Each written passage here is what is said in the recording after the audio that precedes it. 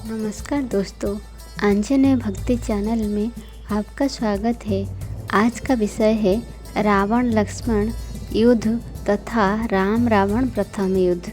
मकरक्ष का मृत शरीर देखकर रावण को बहुत ग्लानि महसूस होती है, क्योंकि मकरक्ष की मृत्यु रावण के युद्ध में हुई थी और मकरक्ष रावण के भाई खर का पुत्र था। इसलिए रावण ये सोच रहा था कि उसके युद्ध के कारण खर का पुत्र बलि चढ़ गया है। इसी कारण रावण स्वयं युद्ध में जाने का निश्चय करता है और कहता है कि ये मेरा युद्ध है और इस युद्ध को मैं स्वयं ही समाप्त करूँगा। आज मैं स्वयं रणभूमि में जाकर युद्ध को समाप्त कर दूँगा। अगर यह युद्ध लंबा चला तो ये लंका के हित में नहीं होगा।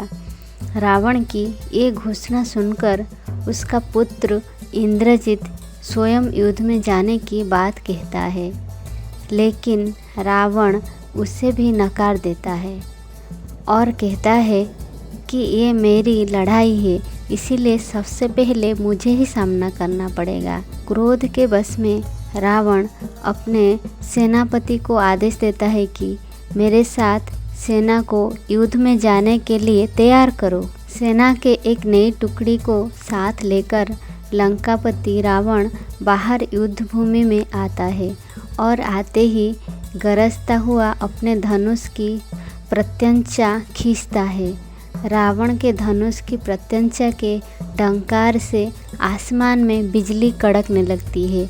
गरजता हुआ रावण राम को युद्ध के लिए ललकारने लगता है और पूछता है, कहाँ है राम? आज उसकी मृत्यु मेरे हाथों निश्चित है। ये सुनकर वानरराज सुग्रीव रावण के सामने आते हैं और उसे बोलते हैं, हे रावण, तुम जैसा दुराचारी और पापी श्री राम प्रभु के दर्शन के लायक नहीं है, इसलिए उनसे युद्ध करने से पहले तुम हमसे युद्ध करो, क्योंकि तुम्हारे कार्य तो इस लायक भी नहीं है कि तुम प्रभु श्री राम के हाथों दंड पा सको। यह कार्य भी मुझको ही करना पड़ेगा। ये कहकर सुग्रीव और रावण में युद्ध शुरू होता है। सुग्रीव रावण पर अपनी गदा से प्रहार करता है, लेकिन रावण बहुत ही सहज तरीके से उसके गदा के प्रभाव को निष्फल कर देता है। तब रावण अपनी शक्ति से सुग्रीव पर प्रहार करता है और वह रावण के रथ से दूर जाकर गिरता है। सुग्रीव जब भूमि पर गिरे हुए थे तब रावण उन पर तीर चलाता है, लेकिन उसी समय लक्ष्मण जी आकर अपने बाण से रावण के बाण को काट देते हैं। रावण को फटकारते हुए लक्ष्मण जी कहते हैं, एक मूर्छित पर तीर चलाना किसी योद्धा का काम नहीं है। हे रावण, तुम इतने शक्तिशाली होते हुए भी एक कमजोर की तरह युद्ध करते हो और एक मूर्छित पर प्रहार करते हो।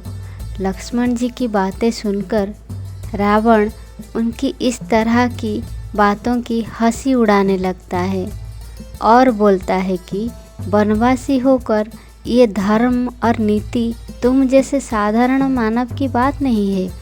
मेरे जैसा शक्तिशाली राजा जो करता है वही धर्म है। तब लक्ष्मण जी रावण को जवाब देते हैं कि तुम सही कहते हो कि धर्म, सदाचार और नीति आदि मनुष्य के गुण हैं, लेकिन तुम एक मनुष्य नहीं बल्कि एक पापी, असुर और एक लंपट दुराचारी हो, जिसे किसी भी चीज़ का ज्ञान नहीं।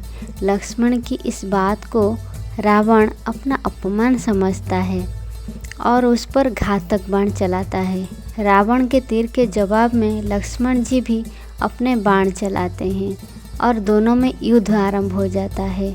कुछ ही समय बाद रावण लक्ष्मण पर भारी पड़ने लगता है और रावण अपने जहरीले अस्त्र द्वारा लक्ष्मण जी को मूर्छित कर देता है।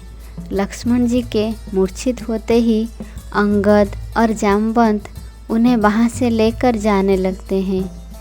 तभी रावण मूर्छित हुए लक्ष्मण पर भी बाण चलाने की कोशिश करता है, लेकिन बजरंगबली हनुमान रावण के सामने आ जाते हैं और उस पर प्रहार करते हैं। रावण तथा हनुमान जी के बीच युद्ध आरंभ होने ही वाला था कि तभी श्री राम वहाँ पर आ जाते हैं और बोलते हैं, वाह रावण वाह, तुम महादेव के समान शक्तिशाली महाबली हनुमान के सामने टिक पा रहे हो। तुम वाकई में परम शक्तिशाली हो, लेकिन अपने कुछ कर्मों की वजह से तुम्हारे अंदर अहंकार और अज्ञानता आ चुकी है, जो कि बहुत जल्द तुम्हारे विनाश का कारण बनेगी। शक्तियों तथा देवताओं से मिले वरदानों का दुरुपयोग करके इतने अहंकारी हो गए हो कि तुम्हें धर्म और अधर्म में भी अंतर नज़र नहीं आता। श्री राम के मुख से ऐसी मर्यादा भरी बातें सुनकर रावण ज़ोर ज़ोर से हंसने लगता है और बोलता है, अरे बनवासी राम, मैंने तो सोचा था कि तुम कोई बहुत बड़े योद्धा होंगे जो कि मुझसे रणभूमि में आते ही युद्ध करोगे, लेकिन तुम तो बातों से मुझे कोई साधु संत या कोई उपदेशक लगते हो। अगर तुम इतने ही शक्तिशाली धनुर्धारी हो तो आओ और मुझसे युद्ध करो। आज मैं तुम्हारी सारी गलतफहमियों को दूर कर दूंगा। रावण बोलता है, आज इस युद्ध को यहीं पर विराम लगाने के लिए ही मैं युद्ध भूमि में आया हूँ। ये रणभूमि है, यहाँ उपदेश नहीं युद्ध किया जाता है। अगर तुम्हारे अंदर साहस है तो मेरा सामना करो। यहाँ सवाल भी बाण करेंगे और उत्तर भी बाण ही देंगे। ये कहकर रावण श्री राम पर बाण चला देता है। श्री राम भी बड़े ही सहजता से उसके बाण का उत्तर देते हैं। श्री राम एक एक करके रावण के हर अस्त्र शस्त्र को निष्फल कर रहे थे। श्री राम पहले रावण का धनुष काट देते हैं। धनुष काटने के बाद रावण अपनी चंद्रहास तलवार उठाता है, जो कि उसे भगवान शिव ने दी थी, लेकिन श्री राम अपने एक साधारण बाण से उस तलवार को भी काट देते हैं, जिसे देखकर रावण अचंभित होता है। श्री राम फिर अपने एक बाण से रावण के रथ पर लगा ध्वज भी काट देते हैं और रावण को निहत्था कर देते हैं। रावण को पूरी तरह निहत्था करने के बाद श्री राम रावण को अंतिम चेतावनी और संदेश देते हैं और बोलते हैं, हे रावण, तुम जिस शक्ति का अहंकार करते हो आज उसका परिणाम देख चुके हो।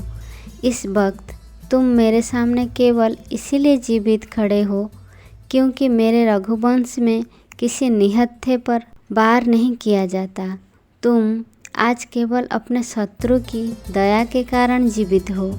जाओ और अपने घाव भरो, क्योंकि अगली बार तुम्हें क्षमा नहीं किया जाएगा। मैं तुम्हारे समस्त पापों का दंड देने के लिए आया हूँ और देकर जाऊँगा। श्री राम के हाथों निहत्था होकर और जीवन दान पाकर रावण शर्मसार हो जाता है और अपने रथ से उतरकर पैदल लंका की तरफ चल पड़ता है।